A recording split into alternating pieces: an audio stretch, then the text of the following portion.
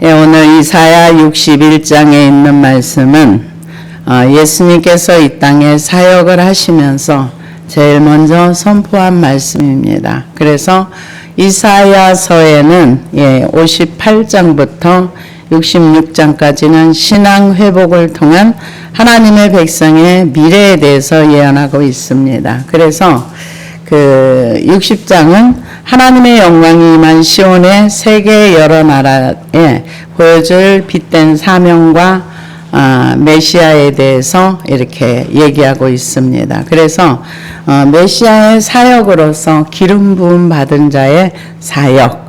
그래서 이 53장은 고난받은 그 메시아의 사역을 얘기했다면은 61장은 기름 부음 받은 자의 메시아가 할 사역에 대해서 얘기를 하고 있습니다. 그래서 메시아의 사명과 은혜에 대한 해를 선포하는 게 1절에서 3절까지고요. 그 다음에 이스라엘 회복과 제사장의 직분을 맡게 될 나중에 이제 미래의 4절에서 7절까지입니다. 그 다음에 영원한 언약과 기쁨의 찬양이 8절에서 11절까지 나오는데요.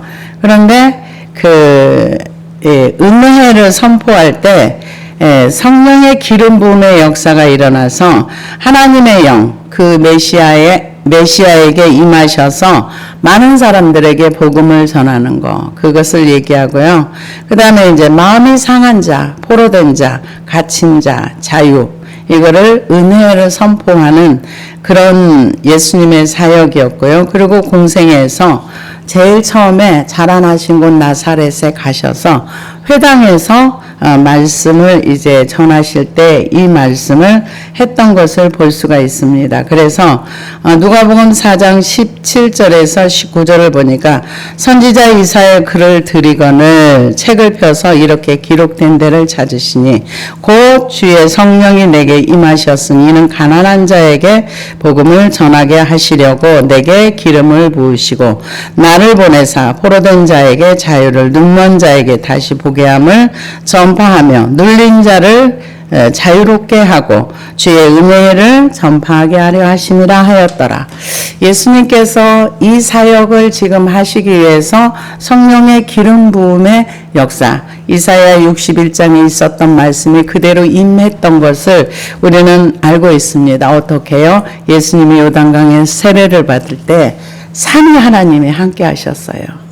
하나님이 이는 내 사랑하는 아들, 내 기뻐하는 자라 할 때 성령이 비둘기처럼 내려오시고 예수님이 그곳에서 세례를 받으시는 그 장면이 있었던 것을 압니다. 그러고 나서 예수님이 이 땅에서 모든 사역을 다 마치시고 하늘로 승천하셨을 때 그때 성령님이 이렇게 기름 부음의 역사가 그 실제로 사람들에게 보여줬던 것을 볼 수 있습니다. 불의 혀 같은 것들이 이렇게 보여지는 역사가 있었다.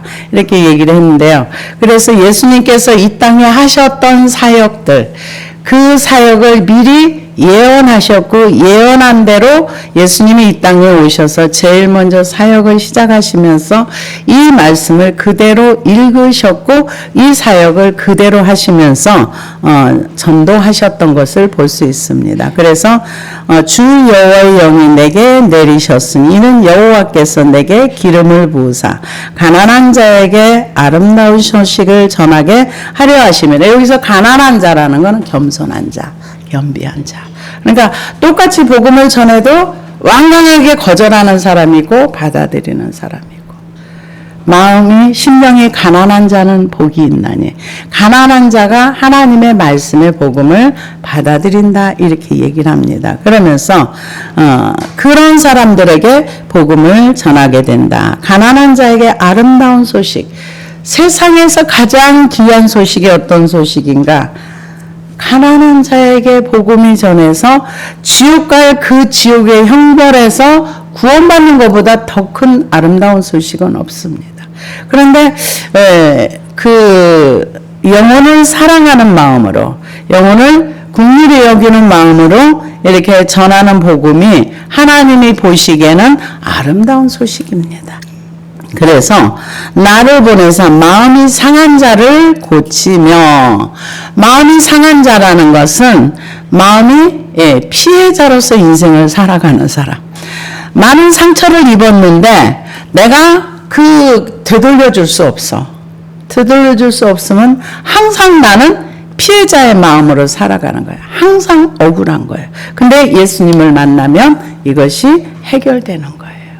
그러면은 예수님이 만나셔서 예수님한테 이 문제를 가지고 갈 때 해결이 되고, 또 일방적으로 하나님이 찾아오셔서 그냥 문제를 풀어주시기도 해요. 성경에 보면은 예수님이 찾아간 사람이 있고 예수님한테 오는 사람이 있었어요. 우물가의 여인에게는 예수님이 찾아가셨어요. 그리고 많은 병든 자, 많은 이런 사람들은 예수여, 나사렛 예수여 하면서 예수님을 찾아오셨어요. 근데 찾아온 사람도 치유를 해주시고 예수님이 찾아간 사람도 치유를 해주셨어요. 야이르 딸 같은 것도 부모의 간청이어서 예수님이 찾아가셨어요. 그런데 12의 혈루증 앓았던 여인은 예수님이 초대하지 않았어요. 근데 자기가 찾아갔어요. 근데 해결이 됐어요. 그런데 이 얘기는 뭘 얘기하는가? 마음이 상한 자를 고친다는 거는 우리는 하나님이 우리의 인생 속에서 피해자로 인생을 살기를 원하지 않는다는 말이 될 수 있어요. 늘 피해자 입장에서 살면 늘 억울하고, 그 다음에 뭐가 오는가? 늘 화가 나요. 화가 나고, 이런 거는 아직도 내가 그렇다는 거는 내가 이 문제를 예수님한테 안 가지고 갔다는 얘기예요.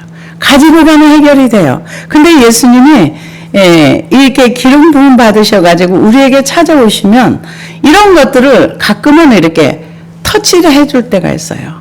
그래서 저 같은 경우도 뭔가 이제 하나님의 은혜도 있고 기름 부음도 있었지만은 하나님에 대해 잘 알지 못하고 누군가에 막 몰두해가지고 굉장히 미움 속에 이렇게 잡혀 있을 때 하나님의 말씀이 탁 오면서 그걸 완전히 이렇게 탁 풀어주는.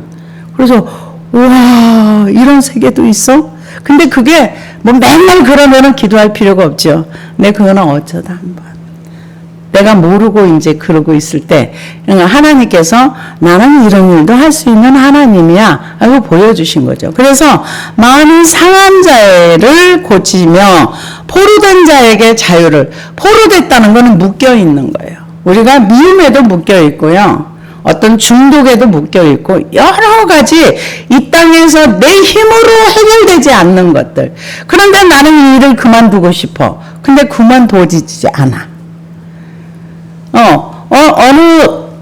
어떤 경우도 이런 어떤 묶여 있는 거, 내 마음이 묶여서 내 힘으로 나 이제 이거 정말 그만할 거야. 그런데 여전히 마음과 생각과 다르게 여전히 나 그 길을 달려가는 거. 나 이제 그만 놀 거야. 여전히 놀아요. 나 이제 이거 이제 진짜로 그만할 거야. 여전히 해요. 뭔가 머릿속에 딱 잡혀 있는 거. 이것은 가지고 기도하면은 어느 날 완전히 사라져 버리는. 그래서 포로된 자에게 자유를. 자유는 뭐예요? 내가 해도 되고 안 해도 되고 정말 자유한 거예요. 근데 하지 말아야지 하면서도 가는 거는, 술을 마시지 말아야지 하면서도 가는 건 중독이고, 그 대부분 마약 중독자들이 이 미국 같은 데는 좀 일찍 중독이 되더라고요. 10살짜리도 되더라고요. 친구들끼리 모여가지고 이렇게 하다 보니까, 부모 몰래 이렇게 하다 보니까 벌써 청소년기가 지나가기 전에 이미 중독자가 돼버렸어. 그런데 어떻게 할 수가 없어. 그런데 예수 그리스도를 만나고 나면 이 부분이 완벽하게 해결되는 그런 간증은 많이 들어봤습니다. 그래서 포로된 자에게 자유를, 갇힌 자에게 노임을 선포하며, 절망에 갇히기도 하죠. 우리가 철로 역정을 보면은 절망이라는 감옥에 들어가면은 나갈 수 충분히 있는데 안 나가고 거기서 해골이 돼서 나중에 나오는, 우리가 철로 역정에 그런 것을 봅니다. 그래서 절망은 왜 우리가 갇혀 있는가? 절망 속에 뻥 빠지면은요, 시야가 굉장히 좁아져요. 그래서 그냥 그 현상 속에 매몰돼 버려요. 못 나와요. 그런데 내가 지금 절망 속에 있구나. 이걸 깨닫고 예수 그리스도께 가지고 나가면은 이 문제도 해결이 됩니다. 그래서 이 내용들은 이 눈에 보이는 것도 있지만은 보이지 않는 우리의 내면 세계를 얘기하는 게 많습니다. 그래서 로마서 6장 17절에 보니까 하나님께 감사하리로다. 너희가 본래 죄의 종이더니 너희에게 전하여 준 바 교훈의 본을 마음으로 순종하여 죄로부터 해방되어 의에게 종이 되었느니라. 너희 육신이 연약함으로 내가 사람의 예대로 말하느니 전에 너희가 너희 지체를 부정과 불법에 내주어 불법에 이른 것 같이 이제는 너희 지체를 의에게 종으로 내주어 거룩함에 이르라. 그러니까 죄에 묶여있던 사람들이 예수 그리스도를 알고 예수 그리스도를 배우고 나서 이제 어디로 가는가? 의에게 나를 드림으로 인해서 내가 거룩함을 이루어가는, 죄를 계속 짓는 죄의 종이 되는 거고, 죄에서 벗어나기 위해서는 반드시 예수님이 필요한 거예요. 근데 이게 왜 문제인가? 왜 문제냐면은 내가 죄를 몰라요. 몰라서 그것을 하나님께 가지고 가지를 못하기 때문에 그냥 묶여 있을 때가 많습니다. 그래서 이 예수님이 이 땅에 오셔서 하신 사역들을 이렇게 1절에서 2절까지 말씀을 하셨습니다. 그러고 나서 여호와의 은혜와 우리 하나님의 보복의 날을 선포하며 모든 슬픈 자를 위로하되, 하나님이 은혜를 주시는 해와 이 보복, 심판의 날. 그러니까 요한계시록에 보면 두 가지가 나옵니다. 나중에 휴거되지 못하고 남은 사람들은 하나님께서 구원하시고 그들에게 환난을 줬던 사람들은 뭘로 보복하시는가? 심판으로. 그래서 여호와의 은혜와 우리 하나님의 보복의 날을 선포한 모든 슬픈 자를 위로하되 무릇 시온에서 슬퍼하는 자에게 화관을 주어 그 죄를 대신하며 기쁨의 기름으로 그 슬픔을 대신하며 찬송의 옷으로 그 근심을 대신하시고 그들이 의원나무 곧 여호와께서 심으신 그 영광을 나타낼 자라 일컬음을 받게 하려 하심이라. 이거는 무슨 얘기냐면요, 하나님께서 이 은혜를 선포하고 예수 그리스도를 받아들인 사람들, 그 사람들에게는 슬퍼하는 자에게 화관을 주며, 슬픔을 어디로 가져갑니까? 예수님께로 가져가는 거예요. 그러면은 화관이 된다는 거죠. 그 다음에 그 죄를 대신하며, 죄는 뭐예요? 이 이스라엘 백성들이 회개할 때 대부분 무엇을 입었냐? 죄를 뒤집어 쓰고 베옷을 입고 회개를 했어요. 회개하는 자에게 그 죄를 대신하며 기쁨의 기름으로 그 슬픔을 대신하며 찬송의 옷으로 그 근심을 대신하시고, 그러니까 우리가 예수 그리스도를 받아들이시고 그 예수님이 우리에게 죄가 되신 거예요. 그 우리의 죄를 예수님께 가지고 가면 그 죄가 예수님께로 다 넘겨지는 거예요. 어디에서? 예수님의 십자가에서 다 넘겨지고 나면, 그리고 나면은 기쁨의 기름을 부어주신다는, 그러면은 우리 안에 기쁨이 성령의 기름으로 부어주시면 그것이 뭐냐면 슬픔을 대신한다. 예수님을 믿고 나면은 슬픔이 사라져요. 이건 진짜입니다. 예수님을 믿고 나면은, 예수님이 내 안에 오셔서 기름 부음의 역사가 있으면 슬픔이 없어지고, 그리고 찬송의 옷으로 그 근심을 대신하며, 하나님은 우리가 염려와 걱정과 근심 속에 살기를 원하지 않으세요. 왜요? 염려와 근심은 어디에서 시작됐는가? 이 에덴 동산에서 하나님의 말씀을 불순종할 때 엉겅퀴와 가시가 난다 그랬어요. 이거 저주 가운데 있는 거예요. 그래서 마태복음 13장에 보면은 이 염려와 엉겅퀴와 가시가 있으면 말씀이 들어가서 결실하지 못한다. 그래서 우리가 염려와 근심과 이런 것들이 있을 때는 하나도 가지고 있지 말고 다 예수님께로 가져가야 돼요. 가지고 간 결과가 어떻게 되는가? 그 근심을 대신하면 찬송의 옷으로 입혀준다. 내 안에 지금 염려에 묶여있고, 누구 미움에 묶여있고, 근심에 묶여있으면은요, 찬송이 안 나와요. 뭐가 나와요? 한숨이 푹푹 나오고 후 불이 나가요, 내 속에서. 그래서 그거를 어디로 가져가는가? 사람에게 가져가면 안 돼요. 누구에게? 예수님께로 가져가야 돼요. 그러면 예수님께서 이 기쁨의 기름을 부어주시고 찬송의 옷을 입혀주시고, 그러고 나서 뭐라 그러는가? 그들이 의의 나무 곧 여호와께서 심으신 그 영광을 나타낼 자라 일컬음을 받게 하려 하시니라. 하나님이 이 의의 나무로 심으신다는 거예요. 누구를? 예수님을 예수님으로부터 기름 부음을 받고 복음을 들은 그 사람들에게 우리의 근심을 예수님께 가져가고 우리의 죄를 예수님께로 가져가고, 그거를 가져가고 나면은 우리의 그런 것들이 예수님께로 다 옮겨지고 나면은 우리에게 기쁨의 기름이 부어지고 찬송의 옷이 입혀지고, 그러고 나서 의의 나무라. 의의 나무라는 것은 여호와께서 심으신 나무라 그랬어요. 그래서 이 의의 나무라는 그 단어가 엘레 하체데크라는 나무인데, 그 뜻인데요.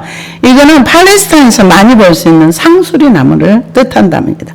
이 나무는 굵고 튼튼해서 힘의 상징으로 보여지는 거래요. 그러니까 하나님께서 이런 근심이 빠져나가고 복음을 받아들이고 예수님 받아들인 사람에게는 기쁨이 있고, 그러고 나서 하나님께서 심으신 튼튼한 의의 나무가 된다, 이렇게 말씀을 했습니다.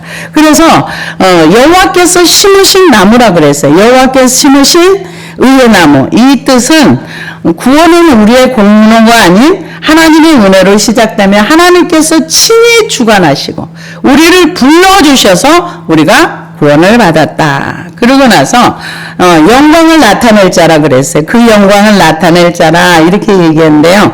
깊이 뿌리를 내리고 자라나 아름다운 의의 열매를 맺음으로써 하나님의 영광을 세상에 드러내는 존재라는 거예요. 누가? 예수 그리스도의 그 사역을 통해서 우리의 있는 상처받은 거, 우리의 염려와 근심과 이런 모든 것들이 예수님께로 다 옮겨지고 나면은 예수님께서 우리를 의의 나무로 심으시고 그러고 나서 견고하게 해주신다는 거죠. 그래서 거친 바람에도 흔들리지 않는 튼튼한 나무처럼 환난과 슬픔 속에서 견고한 믿음을 지키는 사람, 그게 의의 나무라는 거죠. 그래서 뭐라고 그 다음에 얘기합니까? 그들이 오래 황폐했던 것을 다시 쌓을 것이며 옛부터 무너진 것을 다시 일으킬 것이며 황폐한 성읍 곧 대대로 무너져 있는 것들을 중수할 것이며, 이게 황폐한 그 장소라 그랬는데요. 황폐하다는 것은 다 이제 망가졌다는 것을 볼 수가 있습니다. 그래서 거기에서 다시 회복하는 거, 사명의 회복. 지금 이 원래 첫 번째 주어진 말씀은 이스라엘 백성이 포로된 자들에게 돌아와서 예수 그리스도를 믿고 예수 그리스도를 믿으면 이런 변화가 일어나서 의의 나무로 심겨진다, 이렇게 얘기를 하고 있는 거예요. 그러면은 우리는 이방인들은 뭔가? 아니요, 이방인들도 하나님께서 주신 은혜가 있습니다. 그래서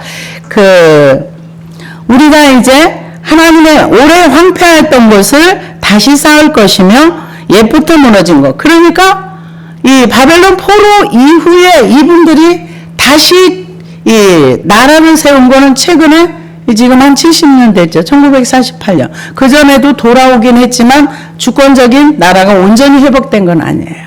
근데 황폐했던 것을 다시 쌓고 그들도 이제 다시 회복되는 역사가 일어난다는 거죠. 그래서 대대로 무너진 것을 중수할 것이며 외인이 서서 너희 앙떼를 칠 것이며 이방 사람은 너희 농부와 포도원지기가 될 것이나 오직 너희는 여호와의 제사장의 일컬음을 받을 것이라. 사람들이 너희를 우리 하나님의 봉사자라 할 것이며 너희가 이방 나라들의 재물을 먹으며 그들의 영광을 얻어 자랑할 것이니라. 이렇게 얘기하면 뭐야,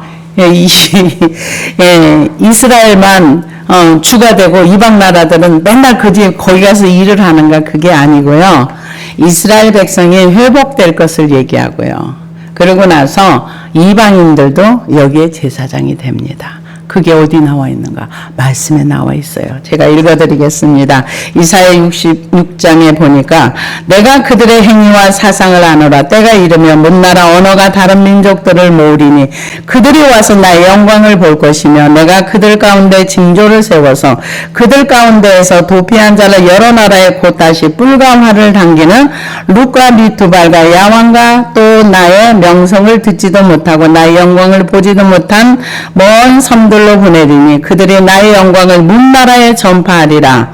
여호와가 말하노라. 이스라엘 자손이 예물을 깨끗한 그릇에 담아 여호와의 집에 드림같이 그들이 너희 모든 행전을 문나라에서 나의 성산 예루살렘으로 말과 수레와 교자와 노새와 낙타에 태워다가 여호와의 예물로 드릴 것이요 나는 그 가운데 택하여 제사장과 레인을 삼으리라. 여호와의 말이니라. 이제 복음이 전 세계적으로 전파되면 그 중에서 하나님께서 뽑아서 이스라엘의 제사장과 이 저기를 레인을 삼아 주시겠다 이렇게 얘기를 하고 있습니다. 그래서 하나님께서 이제 이스라엘을 회복시켜서 지금 회복되어 가고 있습니다. 예수 그리스도를 메시아로 믿는 사람들은 지금 복음을 많이 전하고 있다고 들었습니다. 그런데 이방인들도 여기에 동참한 거예요. 어떻게? 이방인들에게 하나님께서 뭐라고 했어요? 너희는 왕같은 베드로전서 2장에 보면은 왕같은 제사장들이요 거룩한 나라요 하나님의 백성이라. 우리도 똑같이 왕같은 제사장의 그 은혜 가운데 들어갈 수 있다. 그거를 지금 이스라엘 사람에게도 얘기했지만 이방인들도 여기 포함된다. 이렇게 얘기를 합니다. 왜요? 왜 그럴까요? 여기 제사장 나라가 된다고 하나님이 출애굽기에 말씀을 하셨어요. 그런데 제사장 나라가 되는 거는 벌써 몇 천 년이 지나서. 그러니까 하나님의 한 번 말씀하신 거는 반드시 이루어진다. 우리는 말씀을 통해서 깨달아야 됩니다. 그래서 이렇게 된다 이렇게 얘기를 했습니다. 그래서 너희가 수치됐으니 보상을 배나 얻으며 능력 대신의 몫으로 말미암아 즐거워할 것이라. 그리하여 그들의 땅에서 갑절이나 얻고 영원한 기쁨이 있으리라. 무릇 나 여호와는 정의를 사랑하며 불의와 강탈을 미워하여 성실히 그들에게 갚아주고 그들과 영원한 언약을 맺을 것이라. 하나님이 가장 싫어하는 거 뭔가? 불의를 행하는 거. 근데 하나님이 원하는 건 뭔가? 정의를 사랑하며 불의와 강탈을 미워하며 성실히. 그러니까 불의를 행한 사람들에게는 하나님께서 성실하게 그들에게 갚아주신다는 거예요. 이게 굉장히 무서운 얘기예요. 공의를 행하고 정의를 행하는 사람은 하나님의 사랑을 받고 불의를 행하는 자들에게 하나님께서 아주 성실하게 그거를 그대로 갚아주시겠다 이렇게 얘기를 합니다. 그러면서 그들의 자손이 문나라 가운데 그들의 후손을 만민 가운데 알리라. 무릇 이를 보는 자가 그들은 여호와께 복받은 자손이라 인정하리라. 누가? 의의 나무가 된 사람들. 이 나타나는 현상을 보고 우와 복받았네. 주변 사람들이 인정해 준다는 거예요. 그래서 의의 나무가 된 사람은 환난의 바람, 고난의 바람이 불어와도 흔들리지 않냐고 하나님께 계속 뿌리를 더 깊이 넣어서 그 열매를 맺는 사람들이라는 거죠. 그러면서 내가 여호와로 말미암아 크게 기뻐하며 내 영혼이 나의 하나님으로 말미암아 즐거워하리니 이는 그가 구원의 옷을 내게 입히시며 공의의 겉옷을 내게 더하시니 신랑이 사모를 쓰며 신부가 자기 보석으로 단장을 갖게 하였습니다. 근데 이것도 실제로 이루어집니다. 언제? 구원의 옷은 언제 입습니까? 예수 그리스도를 받아들이는 거. 예수 그리스도를 받아들이면 구원의 옷을 입습니다. 그러고 나서 우리는 좁은 길을 걸어가면서 성화되어 가는 과정을 겪어야 됩니다. 그래서 옷은 무엇을 얘기하는가? 성경에서 옷은 우리의 삶의 행위를 얘기하는 거예요. 그래서 이거는 내면적인 얘기가 내면이 밖으로 행동으로 나오는 것처럼 옷에 대한 얘기가 있습니다. 뭐라고 얘기합니까? 여러분, 우리는 구원의 옷과 찬송의 옷만 있는 줄 아시죠? 아니요. 강포의 옷도 있어요. 시편 73편 6절에 보니까 그러므로 교만이 그들의 목걸이요 강포가 그들의 옷이며, 이게 실제로 강포로 옷을 입은 게 아니라 자기의 내면 세계 속에 강포가 가득하면 겉으로 옷을 입는다, 이렇게 표현한 겁니다. 그러고 나서 골로새서 3장 5절에도 보니까 5절에 보니까 그러므로 땅에 있는 지체를 죽이라. 곧 음란과 부정과 사욕과 악한 정욕과 탐심이니 탐심은 우상 숭배니라. 이것들로 말미암아 하나님의 진노가 임하느니라. 너희도 전에 그 가운데 살 때는 그 가운데 행하였으나 이제는 너희가 이 모든 것을 벗어버리라. 곧 분한과 노여움과 악의와 비방과 너 입에 부끄러운 말이라. 이것은 벗으라는 거죠. 벗으라는 거는 행동을 하지 말라는 거죠. 근데 남을 비방하는 거요, 그냥 일상이 되다 보니까 이거 버리는 게 쉽지 않습니다. 그런데 이거를 벗어버리라는 거죠. 행동을 멈춰라, 그 얘기고요.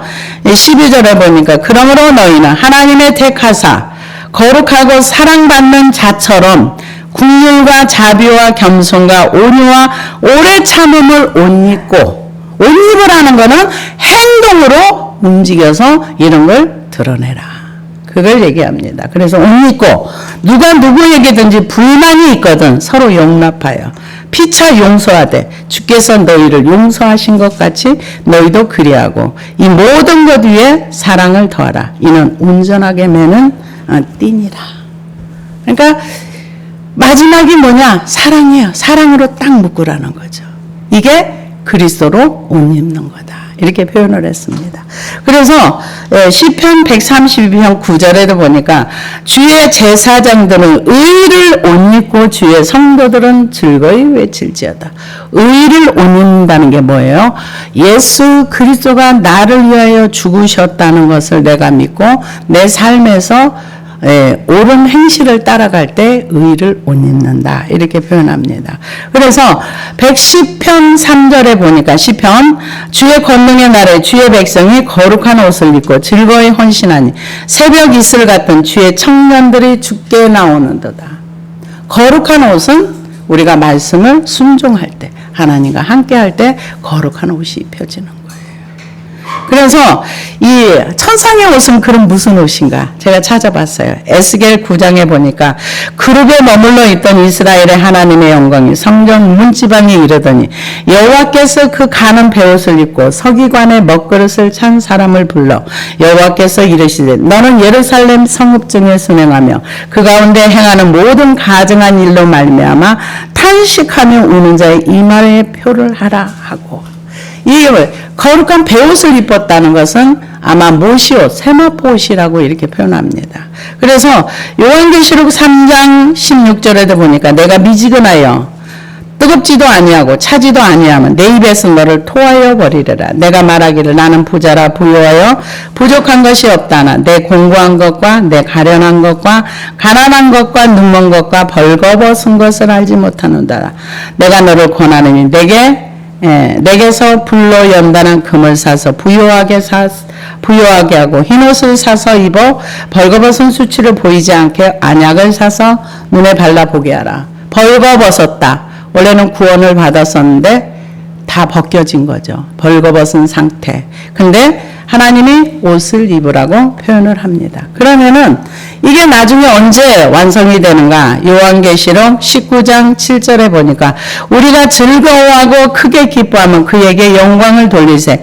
어린 양의 혼인 기약이 이르렀고 그의 아내가 자신을 준비하였으므로 그에게 빛나고 깨끗한 세마포 옷을 입도록 허락하셨으니 이 세마포 옷은 성도들의 옳은 행실이로다 하더라. 다른 성경에 보니까 모시옷으로 나와 있더라고요. 이게 못이라는 것은 한 올 이렇게 짜서 올라가는 거예요. 그런 것처럼 우리의 삶의 행위가, 성도의 옳은 행위가 우리의 세마포 옷을 만들어 간다는 거예요. 내 기준으로 하잖아요. 그러면 그 스가랴서에 보면 더러운 옷이라 그랬어요. 내 기준으로 옷을 만들면 그거는 하나님 앞에 이쁘지 않은 옷이 됩니다. 여기에서 성도의 옳은 행실이라는 것은 하나님의 말씀의 기준에서 우리의 삶을 살아내는 걸 얘기하는 거예요. 그래서 이게 공의의 구원의 옷은 속옷입니다. 왜 속옷인가? 내게 입히시며 공의의 겉옷을 내게 도하사. 그래서 우리는 구원의 옷 하나 입고 나는 구원받았어. 이게 아니에요. 겉옷을 입어야 되는 거예요. 공의의 겉옷. 이게 요한계시록 19장에 있는 말씀, 성도의 옳은 행실이 공의의 겉옷이 되는 것입니다. 기준점이 뭐예요? 하나님의 말씀의 기준점. 그러려면 우리는 뭘 버려야 돼요? 하나님의 법이 없는 거, 무법, 내 법으로 행하는 거, 자기의 의, 이런 거 다 버려야 돼요. 그러고 나서 말씀의 법이 내 안에 들어와서 그 말씀의 기준으로 내가 나한테 미운 짓 많이 해. 그럼 우리는 본능적으로 미워합니다. 그런데 말씀에서 용서하라고 했고, 아까 골로새서에 나왔지만 불만이 있어 용납하라 그랬잖아. 이렇게 할 때에 이것도 공의의 겉옷이 입혀지는 거예요. 성화되어 가는 거. 성장하는 거. 그래서 겉옷을 내게 더하시니 신랑이 사물었으며 신부가 자기 보석으로 단장함 같게 하셨음이라. 계시록에도 뭐라 그랬어요? 신부가 자신을 준비한다 그랬어요. 똑같은 말씀이에요. 여기서는 보석으로 단장한 게 신부가 믿음으로 단장하는 거죠. 그리고 이 요한계시록에도 아내가 자신을 준비하였으므로 누가 내 대신 내 세마포 옷을 안 만들어줍니다. 오직 나만 내 옷을 만들 수가 있어요. 어떤 기준으로? 하나님의 말씀의 기준으로. 그러려면은 아까 골로새서에 있는 말씀처럼 빨리빨리 버려야 돼요. 버려야 하나님의 것으로 덧입을 수 있는 겁니다. 그래서 단장함 같게 보석으로 단장함 같게 하셨습니다. 땅이 싹쓸 내며 동산이 거기 뿌린 것을 음돋게 한 같이 주 여호와께서 공의와 찬송을 모든 나라 앞에 솟아나게 하시리라. 하나님의 나라가 그 택한 곳으로 모이는 목적은 하나님의 찬양을 받으시기 위해서. 나중에 하나님 앞에 가서 의의 세마포 옷을 입고 거룩한 옷을 입고 예수 그리스도의 신부로 가기까지 우리는 이 땅에서 놀 시간이 없습니다. 뭐 해야 돼요? 정말 열심히 의의 세마포 옷을 만들어야 돼요. 근데 내가 이제 나는 세마포 입어야지 그런다고 뿅 입혀지지 않아요. 내가 살아왔던 삶의 그런 것들을 다 버리고 그러고 나서 하나님의 말씀의 기준으로 말씀을 따라서 순종하며. 여러분, 하나님이 우리가 순종하는 걸 굉장히 기뻐하세요. 어떻게 기뻐하는가? 아브라함이 이삭을 드리려 할 때 드렸잖아요. 이제야 네가 나를 경외하는 줄 알았다. 그러고 나서 뭐라 그래요? 나의 법 아브라함아. 하나님이 순종하는 걸 이렇게 기뻐하세요. 저는 몰라서 순종을 빨리빨리 못했어요. 이제 열심히 할 겁니다. 저와 여러분들이 하나님의 말씀에 기록된 내용들이 예수님에 대한 그 기름 부음의 역사가 있었던 건 실제로 예수님 우리 역사 가운데 오셨고 예수님 믿었던 사람들 의의 나무가 되었고 그리고 이 우리의 삶의 결과물이 뭔가 구원의 옷을 입고 공의의 겉옷을 입어서 정말 바울 선생님이 얘기했던 것처럼 내가 너희를 예수님께 중매한다 하였던 것처럼 이 말씀을 듣고 나도 이렇게 하나님 말씀대로 순종하고 살아야지. 여기에서 하나님에 대해서 예수님에 대해서 배우면서 이것을 내 것으로 삼아 예수 그 신랑에 대해서 알아가는 거예요. 그래서 우리가 하나님의 이 기록된 말씀처럼 나중에 이 요한계시록 19장에 있는 말씀 우리가 그 자리에 간다면 얼마나 영광스럽겠습니까? 그 자리에 가기를 원합니다. 의의 세마포 옷을 입고 예수 그리스도의 신부가 되는 그 자리까지 우리가 갈 수 있도록 정말 노력하며 사는 저와 여러분 되기를 주의 이름으로 축복합니다. 기도하시겠습니다.